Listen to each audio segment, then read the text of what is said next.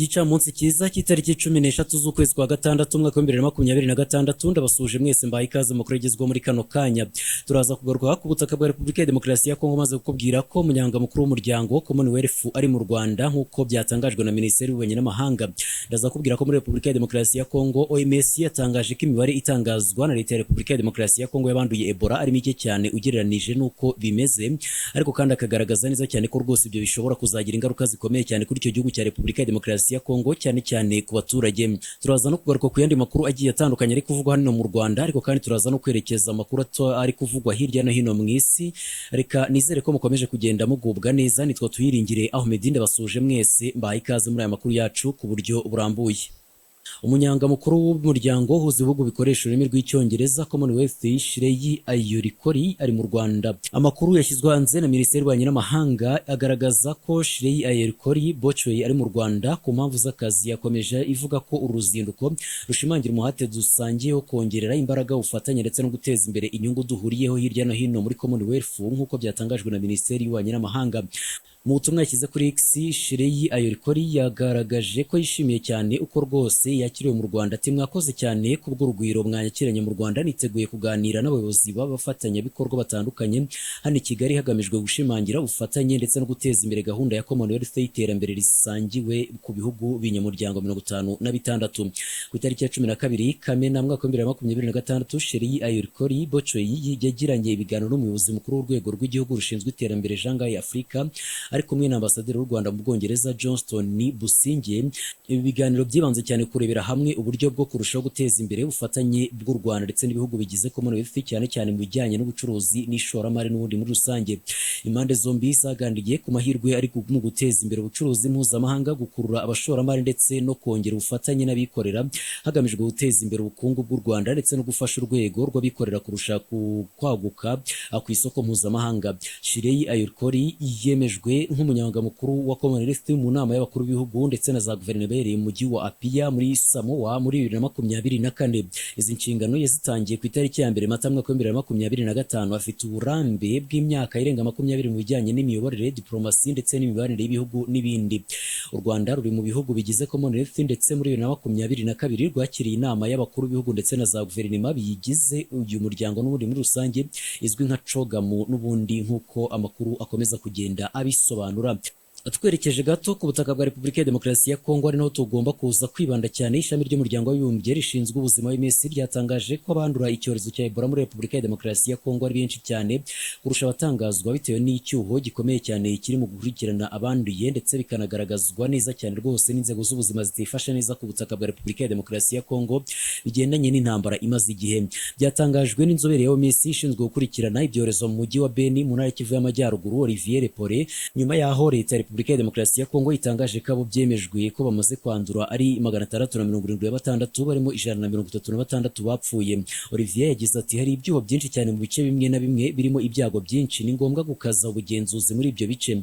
OMS yagaragaje ko indi mbogamizi ikomeye cyane irimo gukurikirana iki cyorezo ari ibura ry'ibitanda by'abashyirwa ku mukato, kuko kugeza kuri ubu ngubu mu ntara y'Ituri yugarijwe cyane, Kivu y'Amajyaruguru ndetse na Kivu y'Amajyepfo harimo ibitanda 250 gusa. Ebola yatangajwe ku itariki ya 15 Gicurasi mwaka wa 2026 nyuma y'igihe kinini cyane umurwayi wayo apfiriye mu mujyi wa Beni muri Ituri. Abaturage n'abayobozi mu nzego z'ibanze batekerezaga ko rwose yazize indwara y'amayobera itazwi, ariko kandi biza kumenyekana neza cyane ko ari Ebola nyuma y'uko abandi benshi cyane bakomeje kugenda bagaragarwaho n'ibimenyetso byayo.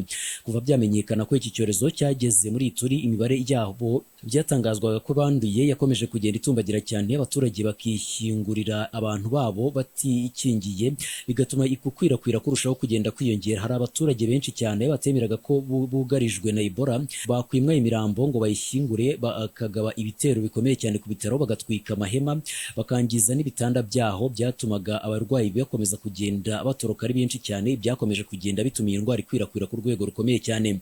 Minisiteri y'Ubuzima muri Repubulika ya Demokarasi ya Congo kandi yatangaje ko kugeza ku itariki ya 11 Kamena mwaka wa 2026 byemejwe ko abantu 689 aribo bamaze kwandura iki cyorezo muri iki gihugu, barimo 139 bamaze kwicwa nacyo n'ubundi muri rusange. Nyamara kandi bikaba biri kuvugwa ko iyo mibare ari mike cyane ugereranyije n'uko bimeze kuri ubu ngubu, cyane cyane ko rwose kubikurikirana bigoranye cyane, ndetse n'imyumvire y'abaturage bo muri Repubulika ya Demokarasi ya Kongo nayo ikaba ikomeje kugenda igorana kumva ko bari bugarijwe na Ebola. Intara y'Ituri niyo yugarijwe cyane kuko abarwayi 646 bangana na 93.8% byemejwe ko banduye Ebola nabaho. Ibice byugarijwe cyane muri iyi ntara ni Buniya, Rwampara ndetse na Mongibwaru n'ubundi muri rusange. Kugezwa itariki ya 11 Kamena y'iki cyorezo cyicaga ku rugero rwa 20.2%. Nta muti nta rukingo gifite, ariko havurwa ibimenyetso byacyo, kandi uwivuje kare aba afite amahirwe menshi cyane yuko ashobora kuza gukira n'ubundi muri rusange, nk'uko amakuru akomeza kugenda abisobanura n'ubundi. Ariko kandi turacyakomeza mu yandi makuru agiye atandukanye akomeje kugenda avuga kuri ubwo butaka bwa Repubulika ya Demokarasi ya Kongo, cyane cyane biranagendana nuko n'ubundi muri rusange ari amakuru akomeje kugenda avuga ku mirongo y'imbere ku rugamba ku butaka bwa Repubulika ya Demokarasi ya Kongo mu bice bitandukanye biri kugenzurwa na FCM 23, aho leta ya Repubulika ya Demokarasi ya Kongo ikomeje kugenda igaba ibitero simusiga byo gukomeza kwisubiza ibyo bice. Ariko kandi M23 nayo igatangaza ko itazigera iva kwizima na gatoya n'ubundi muri rusange.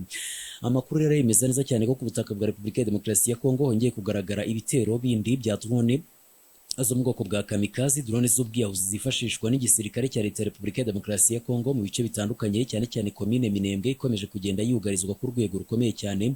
Ariko kandi amakuru akemeza neza cyane ko rwose ngo byose bikomeje kugenda bikorwa na leta ya Repubulika ya Demokarasi ya Kongo ku bushake, kandi mu by'ukuri kanabikora ibigambiriye n'ubundi muri rusange. M23 yagaragaje neza cyane ko izakomeza gukora ibishoboka byose mu gukomeza kurinda abaturage bayo ndetse no gukomeza kurinda abasivili uko byagenda kose nk'uko yabyiyemeje. Urubyiruko rwo mu karere ka Kayonza rwiganjemo urwongerera agaciro ibikomoka ku buhinzi n'ubworozi, cyane cyane urusenda, rurabogoza kubera ibyo rusabwa ngo ruhabwe icyangombwa cy'ubuziranenge, rugasaba leta ko habaho koroherezwa muri rusange. Ibi babigaragaje ubwo bitabiraga imurikabikorwa ry'iminsi ibiri ryabiraga mu karere ka Kayonza kuva ku itariki ya 11 kugeza ku itariki ya 12 Kamena mwaka wa 2026. Iri murikabikorwa ryitabiriwe n'abafatanyabikorwa 51 biganjemo abafasha mu kongerera agaciro ibikorwa bikorerwa mu gihugu cy'u Rwanda. Niyonshuti Françoise n'umukobwa uri mu kigero cy'imyaka 25 utuye murenge wa Rwinkwavu mu kagari ka Mukoyoyo, ahinga urusenda akanarwongerera agaciro. Muri 2021 nibwo yatangiye ubuhinzi, abutangirira ku buso buto cyane, ariko uko agenda abona abakiriya agenda abwongera ku rwego rukomeye. Kuri ubu ngubu akaba ari guhinga urusenda kuri hegitari imwe, aho ku gihembwe akuramo byibura miliyoni 5 z'amafaranga y'u Rwanda. Niyonshuti yanashinze uruganda ruto rwongera agaciro k'urusenda, aho rumwe agurugurisha urundi akarwongerera agaciro kurushyira ku isoko rutunganyije n'umuri muri rusange. Ni uruganda akoreshamo abakozi 6, aho amasoko menshi cyane afite ari amahoteli ndetse na resitora zitandukanye zo mu Rwanda. Niyonshuti avuga ko agihura n'imbogamizi zo kubona icyangombwa cy'ubuziranenge, kuko bamwaka ibyangombwa atari yabona. Muri ibyo byangombwa harimo ubutaka bunini bwubatseho uruganda, ikigega cy'amazi ndetse n'ibindi bikoresho byo mu nganda bihenze atari yabonera ubushobozi. Ati mbese uba usabwa uruganda runini cyane rwubatswe neza, kandi twe nibwo tuba tugitangira. Ibyo badusaba ntabwo wabyuzuza rwose ugitangira. Turasaba leta kudufasha kutworohereza cyane cyane muri iyi gahunda ya zabukana ubuziranenge, niba tworohereze tujye tubyuzuza gahoro gahoro. Iri Maso Jean Bosco washinze ikigo cya Maso Company cyongerera agaciro ibikomoka ku rusenda, we yavuze ko urusenda rwe yagiye arumenyekanisha kugeza ubwo abonye abakiriya muri Senegal, ariko azitirwa n'ibyangombwa by'ubuziranenge n'ubundi muri rusange nk'uko byagenze kuri Niyonshuti. Iri Maso yavuze ko umuntu ugitangira ndetse n'umuntu umaze igihe kinini akora bose bakwa ibyangombwa byenda kumera kimwe, ku buryo bakizamuka byagorana ko babibona. Yitanzeho urugero ko ubucuruzi bwe butarengeje igishoro cya miliyoni 5 z'amafaranga y'u Rwanda, ariko ko inyubako aba asabwa gukoreramo irimo ibikoresho birengeje miliyoni 30 z'amafaranga y'u Rwanda, ariko kandi akagaragaza neza cyane ko rwose byose bikomeye. Muri rusange bose babisobanuraga bavuga ko ari byiza ko bagabanyirizwa cyangwa se bakoroherezwa mu kubona ibyo byangombwa, kugira ngo babone uko bakomeza kugenda biteza imbere n'ubundi muri rusange. Mu yandi makuru agiye atandukanye muraza kunyemera twerekeze kweri kuvugwa mu mahanga hanze y'igihugu cy'u Rwanda. Amakuru akomeje kugenda agarukaho hirya no hino ku isi. Donald Trump yashobora gukora urugendo rwa mbere ari mu ndege yahawe nk'impano na Qatar, nyuma yo kuyikoraho amavugurura ndetse no kuyigira indege itwara perezida wa Leta Zunze Ubumwe za Amerika Air Force One. NBC News yatangaje ko Trump ashobora gukoresha indege mu kwezi gutaha mu rugendo azagirira mu gace ka Mount Rushmore muri leta ya Saudi Dakota mu birori byo kwizihiza imyaka 250 ishize Amerika ibonye ubwigenge. N'amakuru yashyizwe hanze n'umwe mu bayobozi ba White House. Ibiro bya Perezida wa Leta Zunze Ubumwe za Amerika yavuze ko amavugurura yari amaze iminsi akorwa muri iyi ndege asa nk'ayageze ku musozo, ku buryo muri White House hakomeje ibiganiro byo kuba yakoreshwa bwa mbere nka Air Force One ku itariki ya 3 Nyakanga mwaka wa 2026. Muri 2025 nibwo Qatar yahaye Leta Zunze Ubumwe za Amerika iyi ndege ifite agaciro ka miliyoni 400 z'amadolari y'Amerika nk'impano. Umushinga wo kuyivugurura kugira ngo ikoreshwe na perezida w'iki gihugu bivuga ko watwaye miliyari 1 y'amadolari y'Amerika. Kugeza kuri ubu ngubu iyi ndege iri gukorerwa igerageza rya nyuma harebwa niba ishobora kuguruka neza. Iyi ndege kandi yo mu bwoko bwa Boeing 747 zaba itandukanye na Air Force One isanzwe, haba mu mabara yayo y'inyuma, ibikoresho birimo imbere ndetse no mu buryo bw'ikoranabuhanga rigezweho n'ubundi muri rusange. Indege za Air Force One zari zisanzwe zikoreshwa n'izo mu bwoko bwa Boeing VC-25A zatangiye gukoreshwa mu 1990 ku butegetsi bwa George W. Bush n'ubundi muri rusange, nk'uko amakuru atugera akomeza kugenda abisobanura.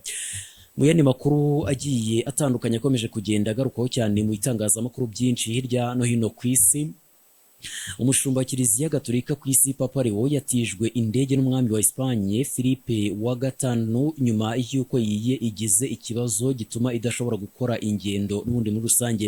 Amakuru yashyizwe hanze na Reuters avuga ko indege izwi nka Shepherd 1 Papa Leo asanzwe akoresha yagize ikibazo ubwo yari ari ku kirwa cya Tenerife muri Espagne, ndetse bitinza urugendo rwe rwo gusubira i Vatican. Ibi byabaye n'ubundi ku mugoroba ku itariki ya 12 Kamena mwaka wa 2026.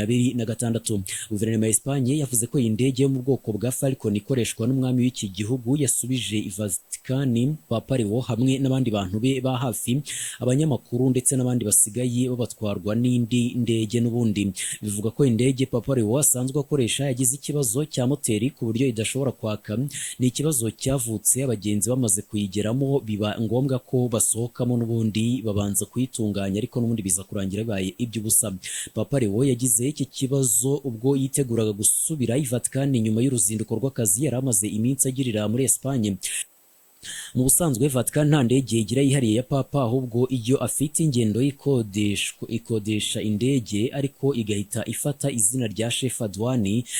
Yagize ikibazo yari yakodeshejwe sosiyete ya Iberia n'ubundi muri rusange isanzwe ikora ibigendanye n'indege muri icyo gihugu cya Espagne ndetse n'ahandi hirya no hino mu isi, nuko amakuru akomeza kugenda abisobanura. Hanyuma mwakoze kubana natwe, mukomeze kugubwa neza, amahoro y'Imana kuri mwebwe n'abanyu bose, n'amahoro yose akomeze kugenda basakara. Ongera twiringira Ahmed yitwa Freegram TV.